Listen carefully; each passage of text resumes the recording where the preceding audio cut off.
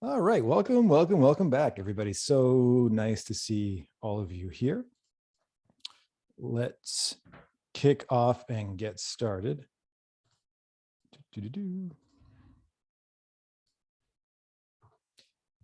Today, we're talking about something I call the love letter. So I'm hoping you've seen the training on this. And if you haven't, the love letter is the thing you send to people who are interested in working with you. So over the next few modules, we're going to reverse engineer the path. So in this module, we'll talk about the actual invitation you would send to someone who's interested in working with you. Next week, in the next module, we'll talk about how to have what I call the dream conversation that gets people interested in you. And for you, it's almost like auditioning potential clients. It's a qualification process to make sure that they're a right fit for you and you're a right fit for them. And the week after that, and the module after that is called the beacon, where we talk about how to find them in the first place, how to attract the right people to you so that you can have the conversation. I like to go, I love reverse engineering everything because it just makes the process simpler at the end. Today, we're talking about the actual invitation. So the love letter has a blueprint. Oh, and by the way, over the next few weeks, we're going to be writing these love letters. So today's the introduction, and there's no tool associated with this because we're using previous tools to culminate all of this wisdom together. And you don't need to do this right away. This is a part of the process that will take a few weeks, and that's totally fine. I want to share the blueprint with you today so that you can get started and come up with a framework, and then we'll help you edit your love letters so that by the end of our journey together, it's finished, and you have something awesome. The blueprint has the following stages. So there's the intro, and by the way, I'll tell you what they are first, and I'll take you through step by step of what they look like. So the intro, the circle, the transformation, the map, the mechanics, the investment, the call to action, and as a bonus, the transformation stories. So I want to share what each of these things are and show you an example of a love letter, specifically section by section. So as I mentioned, the data or the content or the words in your love letter are going to come from the work that we've been doing from the past modules and clarifying the language over the next few modules. And here's a sample of a love letter. So this one is 4 pages. It's actually a Google Doc. You don't need the image. Usually it's all text. And I didn't want to use one of mine, so I used one that we created for Dr. Stephanie, my partner, to show you what these things look like. When you're first starting out, I actually recommend, like I've mentioned before, using a Google Doc or Evernote or some kind of page, like a document page where you can edit it as you go, because you want to actually think of it as an organic document that gets better and better with every interaction you have, every person who joins your program, every conversation you have, because you're constantly getting feedback from people. So the first section is called the intro, and it's essentially a summary of the opportunity, a summary of the promise. And this one I'm about to show you is for Dr. Stephanie's certification program. So this is what she would send to a health coach or health practitioner who wants to join her certification. And the first paragraph is, I'm starting a new cohort this January for my program. I'm looking for a few more women in the health space who want to bring in an additional 10 to 30,000 during the first 3 months of 2022.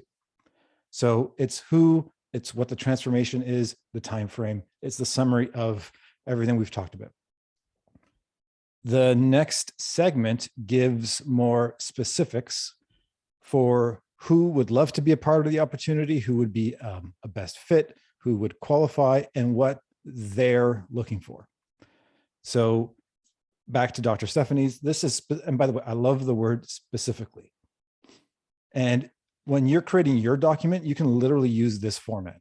So you would change the words, like you wouldn't say health practitioner unless that's who you're serving, but you can say this is specifically for, and then explain who it's specifically for.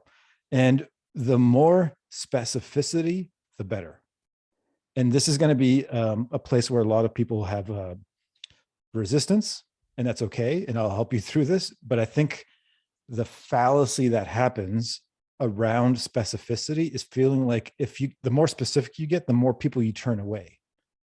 And I will tell you from a lot of experience myself and serving a lot of people, it's the opposite that always happens. The more specific you get, the more you attract the right people to you and the more business you get, because people know exactly that it's for them and you know exactly who you want to serve. And if it's too vague, like vagueness repels people because they assume it's not for them. The more specificity you have, and specificity in terms of, imagine you were writing a story and you had to describe the main character. The more detail you put in the description based on who they are, what they want, the better it is. So in this case, a female doctor, health practitioner, or coach who wants one or more of the following: to be trained on the science of female metabolism, right? So not all doctors or coaches want that. To become certified in the Estima diet as a new offering for your patients or clients, have me as your coach in your own health transformation, have a new income stream, learn how to launch and grow an online group program. So this is very specific. And she's filling her cohorts all the time. Because when someone reads this and they're the right person, they're thinking, this is exactly for me. I want this. And for each of you, the work we're going to do over the next remaining modules is to get that precision of language so that the right person reads what you're writing and says, this is for me, I want that. Like, that's the dream come true for all of us. Those two phrases, this is for me, I want that. The next segment is called the transformation. And that's where you can give specifics for what the outcome is, the result of the transformation, or what I call the promise. And it's the promise the person can expect by saying yes to your invitation. So again, I love this language. By the end of the program, ... And then you can write the after of the before and after. So by the end of the program, you will have become a transformational success story of the program. You will define your personal health goals around weight loss and muscle gain. You will implemented your health goals using nutrition, custom fitness planning, and supplementation under my mentorship. You have learned the science and coaching strategies for fat loss, launched your group program as early as March, and you will have a certificate from my certification. So very specific in terms of what the promise is. And it connects to what her dream client wants. The next segment is what I call the map. You've heard me use this word a lot, so I think you're familiar. And it's where you would give specifics around the tools, the strategies, the ideas, the themes, and topics for the entire journey. Now, my favorite analogy for this is that if your program was a book, the map is the table of contents. And in Dr. Stephanie's map, she gets very specific around science. So to give you an example, there's 3 pillars in hers. The first one is the science of female metabolism. And these are all the things that get covered. I don't have to go through them all. It's not relevant. It's just to show you how this looks. The second pillar is principles of being a great health transformation coach, all of those pillars, and then the business fundamentals of launching a group program. So those are all the pillars that she covers in her program. And that's her map. The next segment of the love letter is what I call the mechanics. This is where you answer, how will it work? And if you now think about all the stuff we've been doing so far, it's almost taking the work from your worksheets and putting it into this love letter, because that's what people want to know. So this is the blueprint, essentially, right? It's the program will start on Wednesday, January 26th. The coaching calls will be on Wednesdays from 11 to 12. Each week we'll gather for training. We'll also include a private online members area for the replays, et cetera, et cetera. It's giving the details of how the program works that you will all take from your blueprint document. And again, notice the choreography of this. It always starts with them first and ends with you. We tend to do that backwards, all of us, when we are either writing things for social media or marketing or email or this kind of document or a website. We start off talking about the solution. We talk about us, and that repels people. only because they don't know it's for them. But whenever I teach any kind of copywriting like this, you always start by talking about them first, who they are, where they want to be, maybe what their obstacles are. And then you bring in you, meaning your program, your brand, your solution, your service, your product that helps them. But you talk about them first to create resonance. So now, near the end of this love letter, we can talk about the investment, because now they know what they're getting and they need to know what they're giving.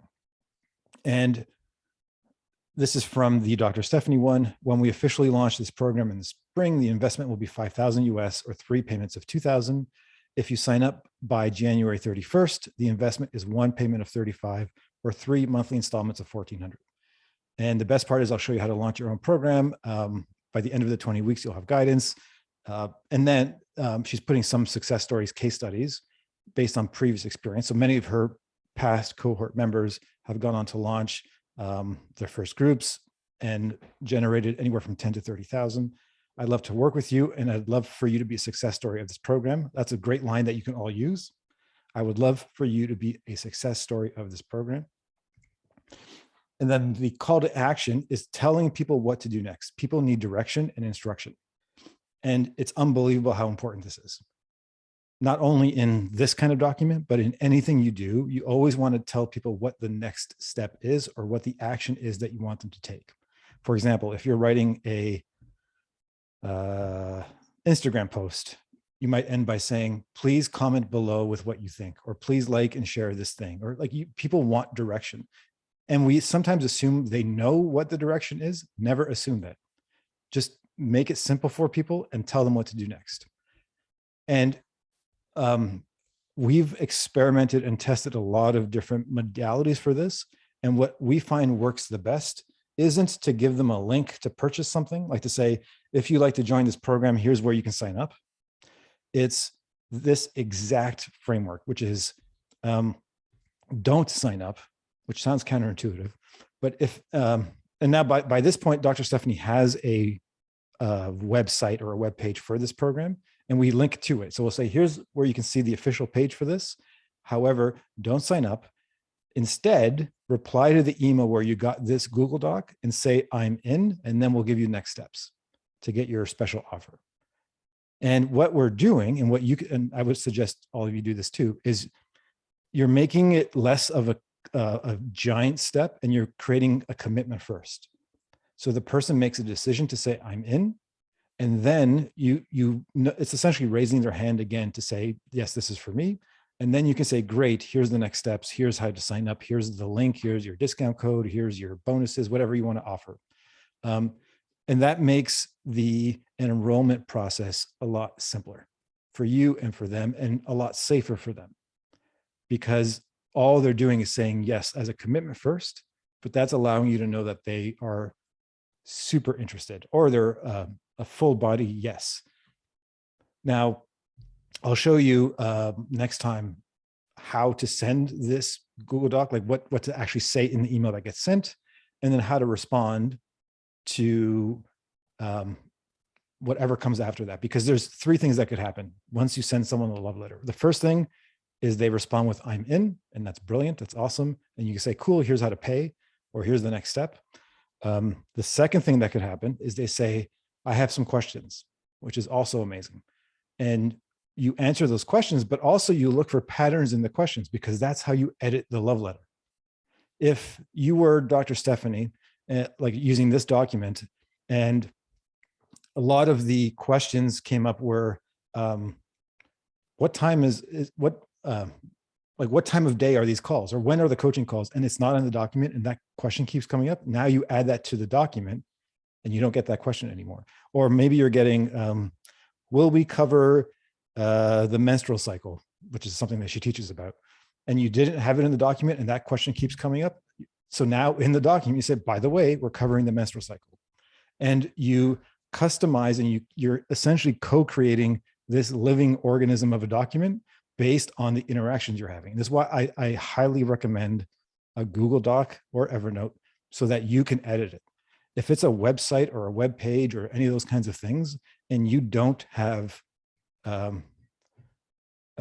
experience designing web pages and you have to pay someone or hire someone to make, like, to change even one word, that's a pain.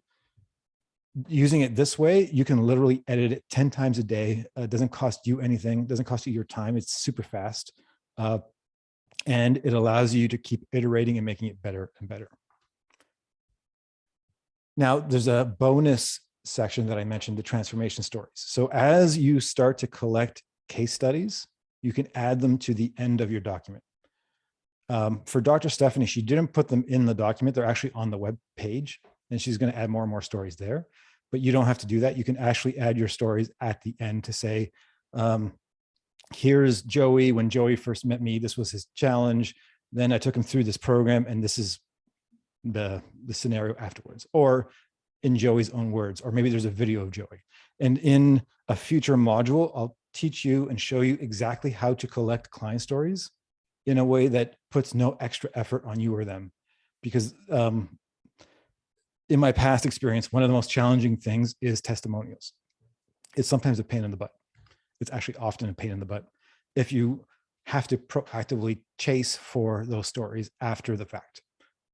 I will show you how to co-create success stories and transformation stories as you are delivering your program. It's so much easier and they're way better. The other things I've noticed about these stories, if let's say you have an amazing client and they have the most incredible transformation and they love you, they are your biggest fan and they want to give you a success story. Like they're like, yes, I'll record a 3-hour video for you if you want. It's like, you changed my life. And you're like, cool, please send me one. Now it's on them to do something awesome for you, and they're stressed for them because they want to make it nice. They want to make it awesome. They love you and they want to help you. And like I've been in this position. People have asked me for things like book reviews or testimonials, and it sometimes takes me days because I want to honor them and I want to do it right. And then I suck at this. Like I think most of us suck at feedback like this. Or we want it to be so polished or awesome that it reads like a freaking Nobel Prize winning thing.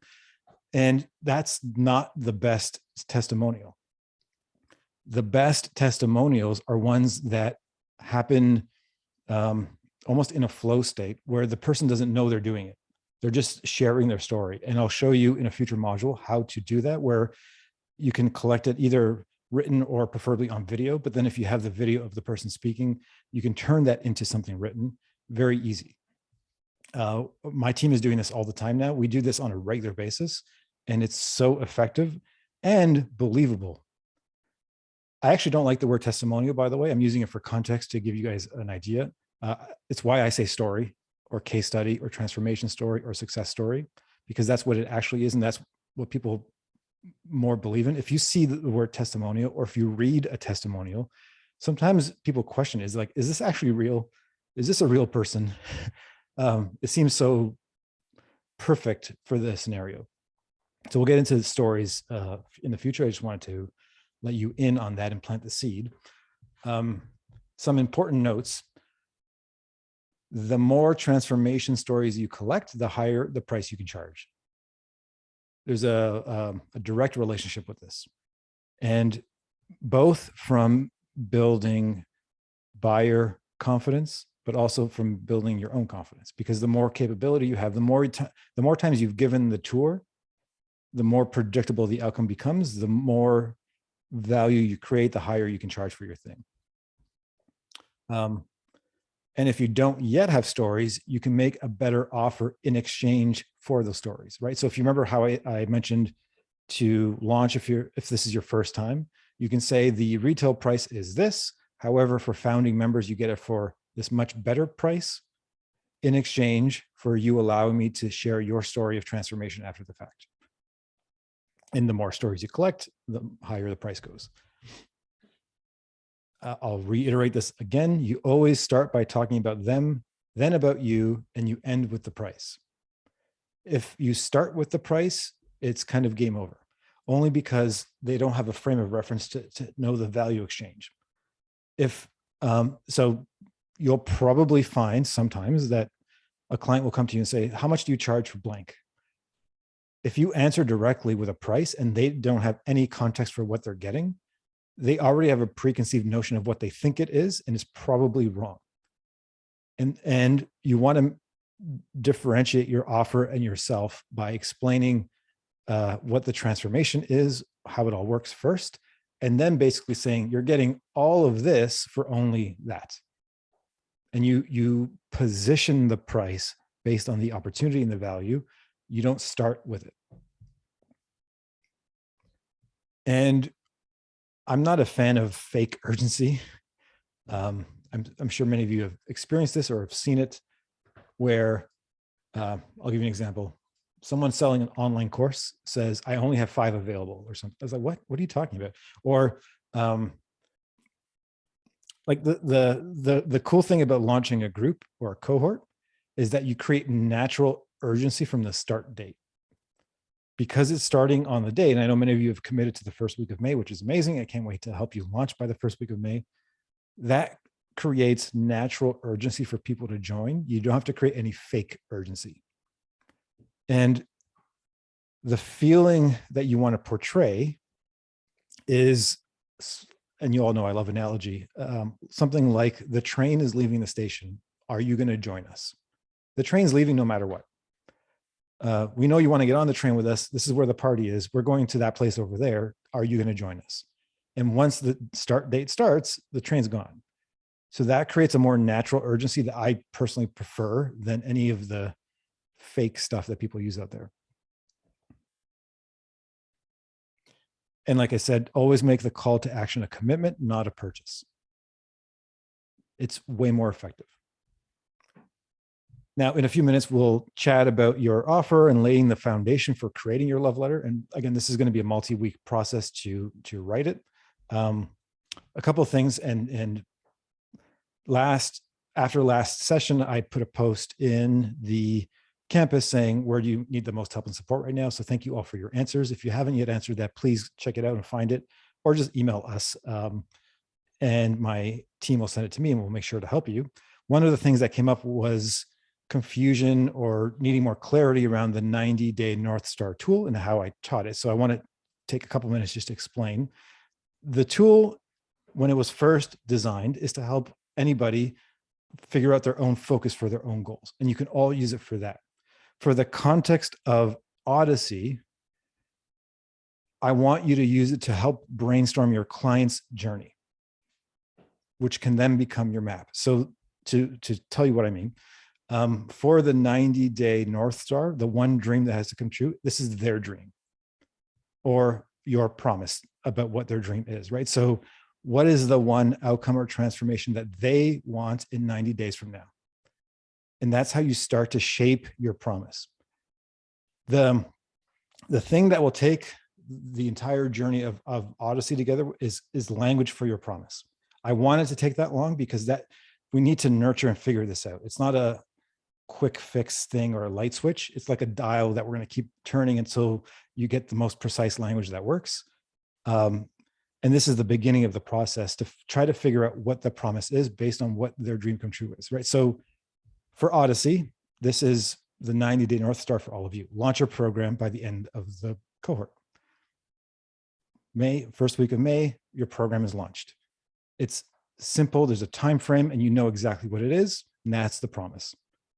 For all of you or each of you, we want to come up with something similar to says, this is the promise by the end of the program. It's going to be different for each of you. And we'll have to fine tune the language, and it's going to be a puzzle to solve. And I love puzzles, but once you figure it out, everything else feels like magic. Now, based on the 90-day North Star, once you start to work on what the promise is, you want to ask, imagine you could ask your dream clients, what obstacles are going to get in the way of you hitting this transformation? So imagine it was Odyssey. If I asked all of you, what obstacles could it get in the way of you launching your program? So now I have that data, but also I can think about how can I serve each of you? What tools can I create? What milestones do I need to do? What resources? And that's the superpower side of the 90-day North Star. So the kryptonite is what could prevent your clients from moving forward, or what information do they need, or what wisdom do they need that they don't have? And then the superpowers is what tool or resource or project or solution could you help them with to overcome their obstacles? And this helps you to start to shape your map and your program and all of the deliverables of what you're doing to help people. And eventually the superpowers become the modules of your program and the milestones of your map. So when you are writing your love letter, in the map section, you can say, here's what we're going to cover. First, we're going to do this, then we're going to do this other thing, then we're going to talk about this, then I'm going to give you this tool, then we're going to do that. And that all comes from figuring out the journey that they have to go on to go from where they are to where they want to be. This section, there's a section in the 90-day North Star called MBA metrics. I didn't bring it up in the training yet because I'm going to cover it in the future, but there were some questions about it. So these are 4 metrics that I want you to eventually start tracking for yourself. So revenue, I think, is self-explanatory. Your big deal number, I'll just explain what it is now, but I'll go into further detail in the future. Your big deal number is the highest price you're currently charging for your program. So it might not, once you start, it might be 500 or 1,000 or 15 or whatever the number is. And the idea is you want to constantly be increasing that number over time. And then tracking how many dream clients you're working with and tracking how many people are raising their hands every month is just so that you have your own tracking system for the people you're working with. And that's why it's there on this document. And that is the training component so far. And then we can get into some discussion right now. But I always like to ask, you all know this by now, what has been most useful so far from today's session and from the love letter? Please let me know in the chat. From the love letter, what has been most useful so far?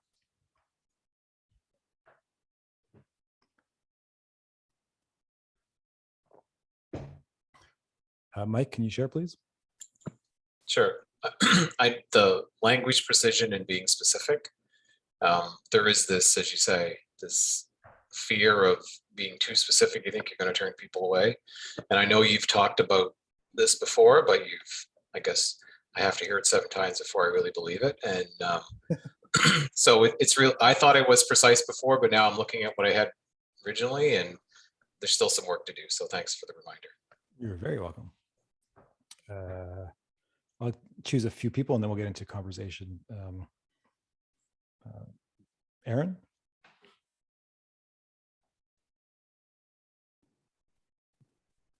Hello. That was me, right, Gio? Yep. Sorry, I don't know how your volume just dropped. Yeah, I think the call to action being, which of course resonates when you said that, because it was what I experienced with this program, of course, but it was really, I think, what you're talking about with the pressure and a lot of the false urgency that we experience so much, we almost don't even notice it. We just expect it. Like this pop that's really like, oh, that's nice. Like I can just say yes, and you can feel that you're saying yes to yourself when you do that. And we'll take care of this. We'll get back to you. You know, take it off your desk, and that is really attractive. Yeah, I love to say that when your clients commit to you, like when they say I'm in, they're actually not committing to you. They're committing to themselves. They're committing to following through on their own transformation, where you have the honor of being their guide on that journey, but they're not doing it for you. They're doing it for themselves. And one of the cool things about this work is that the commitment itself is a transformation. I'll get nerdy for 20 seconds. I love etymology and words and language and the history of words and where words come from. And when does anyone know the etymology of the word decide? Like to make a decision? Yes. Yeah, to kill. So it comes from the Latin cide, which means to kill, like suicide, homicide. Decide is the same word. And what you're actually doing is you are killing off all other options and you're choosing one path. And when you give your client the, I guess, privilege of making a decision, that is the first transformation that happens for them, even before you work with them. It's such a cool thing. And we all get to do this for the people we work with. So thank you, Aaron. Joanne?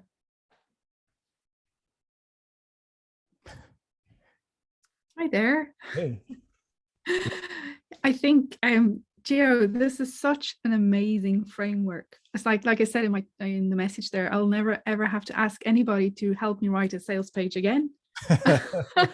It's amazing. It's just, and I love the fact that all the exercises are like Lego blocks. It builds up to this point where you can literally just put everything together. That's just mind blowing. Thank you so much.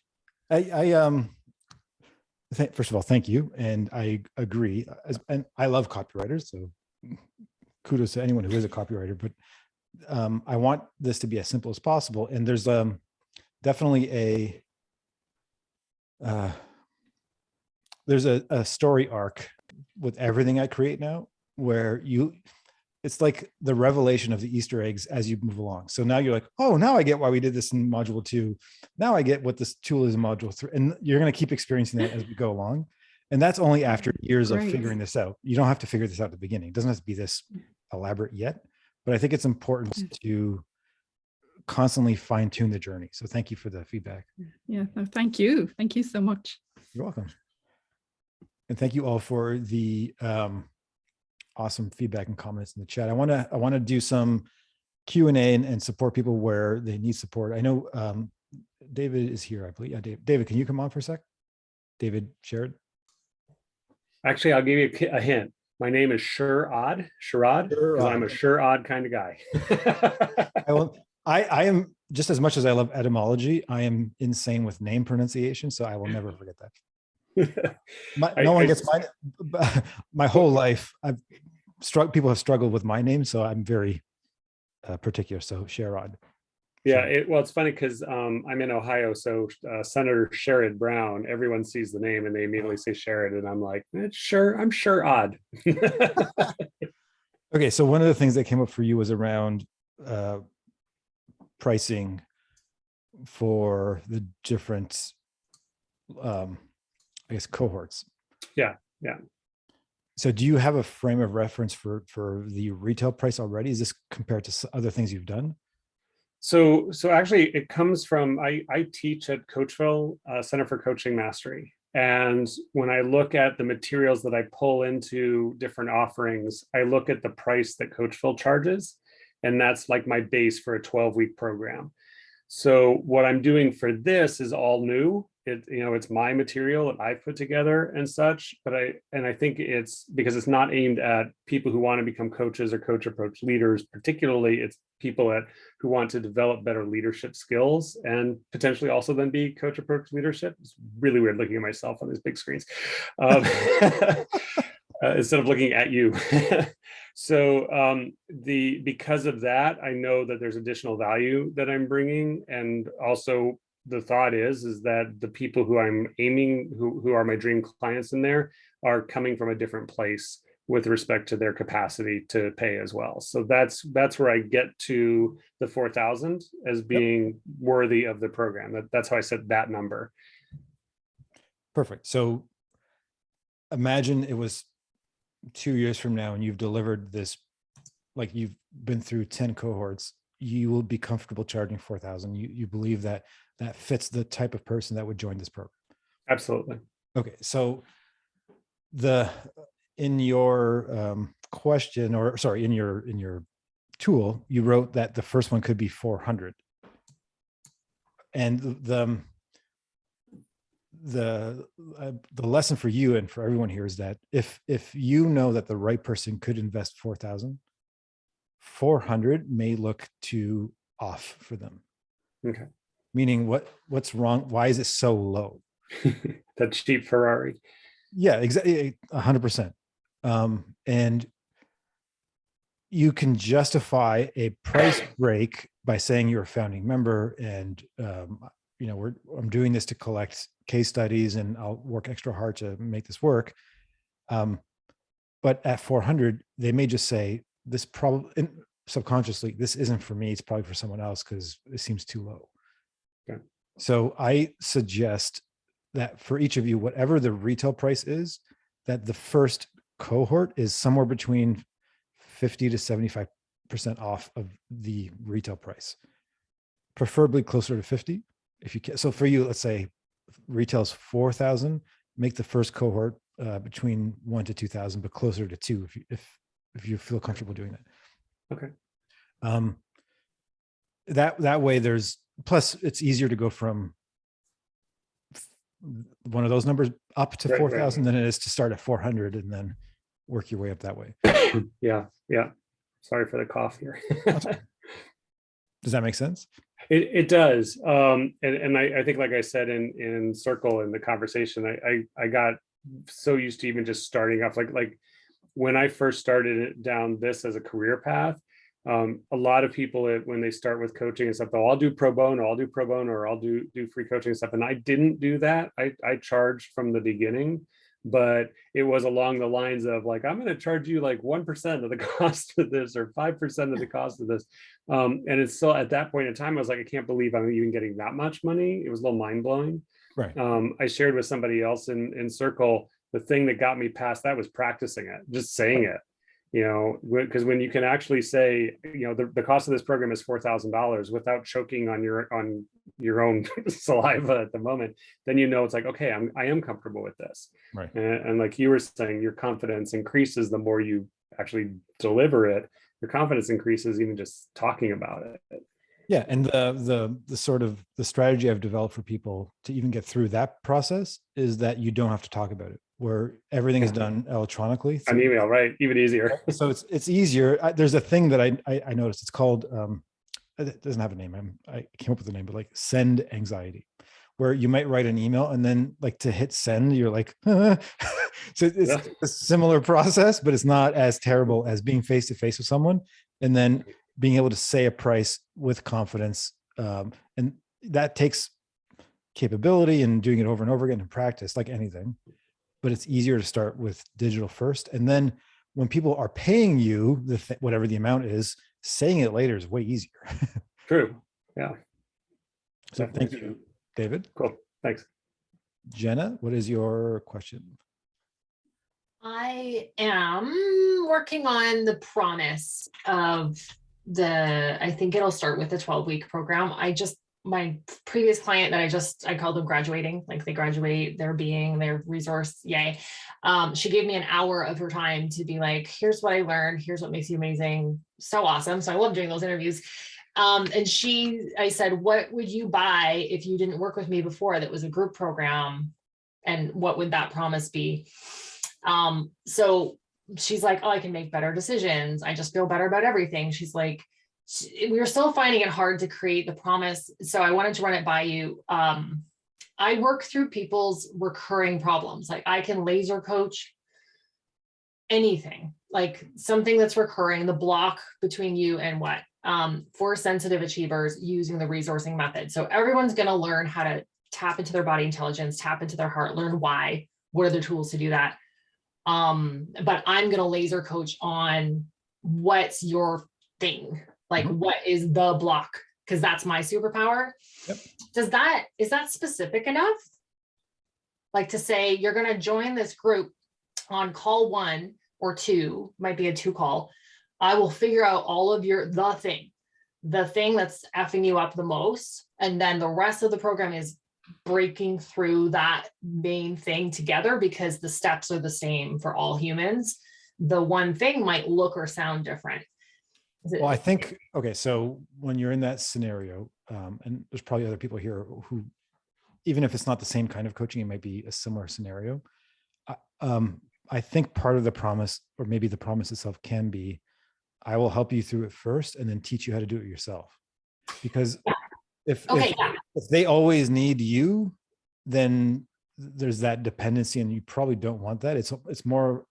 And that's not what I do. I do teach to fish. I'm like, you go do that. Now go teach others.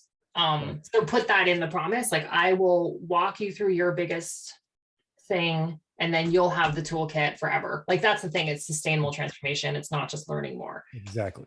But that's okay. And then the promise or part of it is to name the map something unique that only you offer. Mm-hmm. So by going through my Make Earth Great Again program, you will, by the end of the program, you'll be able to do this, you'll be able to do that, and this other thing. And And I will show you the methodology and the frameworks to get to that place, so that, and this is how you will behave after. You will be Yeah. this, you will do this. When you have to make a decision, you do it fast. And like you tell them, you write the character of the after as the dream come true based on what they want, right? So that it's all of these things are connected. Okay, is the resourcing method to, does that work? As like, that's my method, like that's the process we'll go through, or should I come up with something that's more outcome driven for that client for this For the program? name of the, okay, we'll get into naming in a future module, but Okay, to me, it's like, there's a few ways to do it. One, the name of the avatar. yeah. So, as an example, Success Magazine. Who reads Success Magazine? Successful people, or identifying as wanting to be successful. Yes. Yeah. Success Not the is the, successful people so much. success is the name of the, like, it's who they want to become. I want to be that person. It's the after, it's like Wanna naming the after. Yeah. So, Okay, I like that. right. So, and if it was a character in a story, who is that character? And it's like the higher self of the person, and describing them as the after. You can name the community itself if there's a community of people. Like when even Archangel, the name of the company, was never about an organization or a business. It was the name of the people in the community. Like you've been around us for a while. At events, I'll be like, "Hi, Archangels," or like I'm speaking to a group of people with the name. That's another option. Another option is the name of the problem that gets solved. If you want, if it makes sense, like I'll go through this more in detail, but Yeah, no, but this is helpful for my brain to come up with the promise to start doing more of the laying it out. Brilliant. Thanks. You're welcome. Amanda. Hey, Gio. Hey. Here, I can come off. I was just curious, you spoke about how Dr. Stephanie included her testimonials on her website, but not in her love letter. And I was just curious, how do you think about the difference between what you include in the love letter and on your website? And is there a downside to having the exact same information? Technically, they're the same thing. Mm-hmm. And by the way, the website is new for her after 5 cohorts. But the reason I'm saying that is because, like I mentioned, you iterate the Google Doc or that version of it until you have enough data to know, okay, this really works. And then you can create a web page where you're not going to change it for a while. You can include the stories in the Google Doc. Totally. I would actually recommend that. Cool. We just should, because the timing of the designing the page happened, we're like, okay, we'll just put it here. And we still will use the Google Doc to explain the offer itself. Like the other thing about this is the web page is public. Everyone can see it. So that's where you want the retail price to position the value of your thing. And then when someone says, oh, I'm getting an offer, that's amazing. And the Google Doc is more of a, here's like the secret info of the special opportunity just for you. That's not like public. the secret menu. Yeah, exactly. Okay, that's really helpful. Thanks. You're welcome. Candace? Hello. Hi. So it seems like my email list and my Facebook group are a little dry. So my question is, what would be just trying to formulate this correctly. How far in the future would you put your start date? First week of May. Okay. Even if you feel like, based on everything you just said, it's more important to start, because there's always going to be, and again, I'm talking from my own experience, you will always find an excuse to delay things. And it feels safe to delay, and yeah, I'll just do it in July. And then July comes, you know what? September's a better time, back to school. And then you're like, yeah, but December, or maybe I'll do January, fresh new year, new start. Like you'll always find a way to push it. I think the thing that creates momentum is actually taking action. And even if you don't have a big following, most of us don't, or you're starting completely from scratch, well, I'll show you how to find people for your first group. And if you have an email list, even if you feel like it's stale, that part of my magic is telling you how to re-engage people that you already have built some kind of relationship with. Okay, perfect. Thank you. You're welcome. And Sophie's saying, don't you need 2 weeks before sending the initial email on the first day? Yeah, so that would be mid-April for the first invitation for the program. But before that, and I'll show all of this to all of you, how to re-engage or how to start building or nurturing relationships with people so that by the time you are sending out an invitation to join, it's not the first time they've heard from you. All right, so we can end today here. I want you to, there's not much of I don't like the word homework. I don't think any of us connected that word. I like the word mission, but there's not a big mission other than to start thinking about the structure of your love letter. And again, to ask for support on that thread for anything you need from the previous modules where you want some support or specificity around what the offer is, what the promise could be, and anywhere else you need help. Play work. Love it. And Eve, you know what I'll do? Eve, I'll have my team email that link with the replay. And Quinn's here. So hi, Quinn. So Quinn, when we send the replay tomorrow for today's session, include there's a link in the discussion saying what help do you need right now in Odyssey. So that way you'll all have it. And thank you for playing with me, David, and all of you. And I'll see you all on the next session. Have a wonderful rest of your day.